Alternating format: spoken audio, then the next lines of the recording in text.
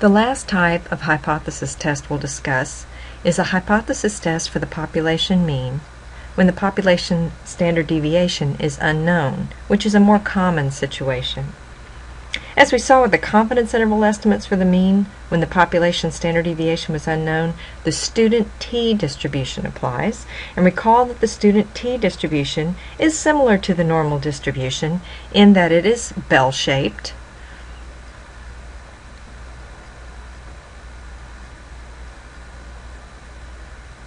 However, it's a little bit flatter than the normal distribution.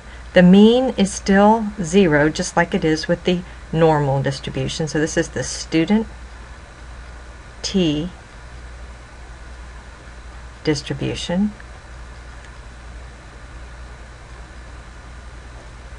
So the mean is 0, but it's a little bit flatter. It does have the bell shape. And the standard deviation is greater than 1. I'll just say sigma greater than 1. And what that does is it puts more variation in the data. That's what that implies. Therefore, the tails are fatter because there's more area out here. It doesn't narrow down as much on the tails. The student t distribution is different for different sample sizes. Therefore, when we calculate the t values, we have to indicate degrees of freedom, which involves the sample size. Recall that degrees of freedom is equal to the sample size minus 1. So for each value on the t distribution, we have to account for the sample size. So that gives us a different t for different sample sizes, given the same probability or area. As the sample size gets larger, we do see the student t distribution approaching more of a normal, having a higher peak here in the middle and a little bit less area in the tails. So to find the inverse, so to find the student t, or to find a t value, we can use on the TI 8384 the inverse t function, where we enter area to the left, just like we do with inverse norm, comma, and then we put in the degrees of freedom. Now, if you don't have the inverse t function on your calculator, you can either program this function into your calculator or use the t tables that are found in the back of your textbook.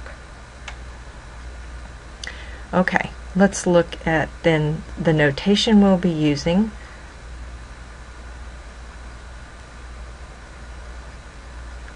Okay, our notation, of course, n is equal to our sample size.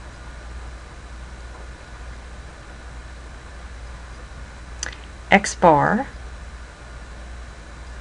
is the sample mean.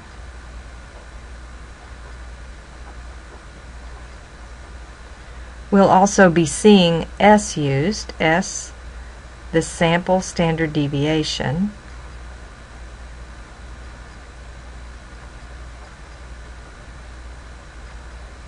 So we won't have sigma, the population standard deviation, but we will have S, the sample standard deviation. Either be given that, or we'll have the data and the calculator will calculate that. Mu sub x bar, this is the population mean of all sample means from samples of size n. The population mean of all sample means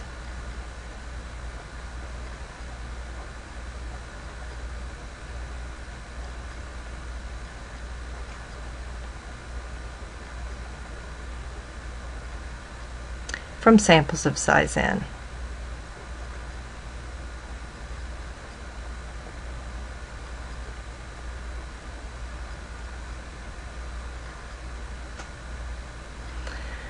Okay, now the requirements.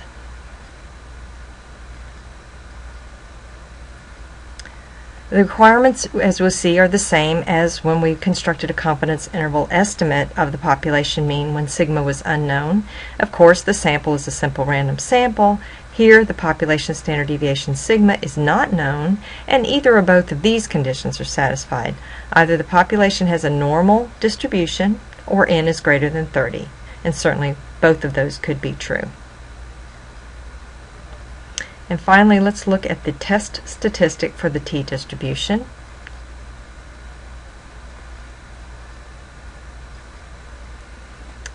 So our t, instead of z now, we have a t, is x bar minus mu sub x bar over, and now we don't have sigma, so we'll be using s as an estimate, or an estimator of sigma, over the square root of n.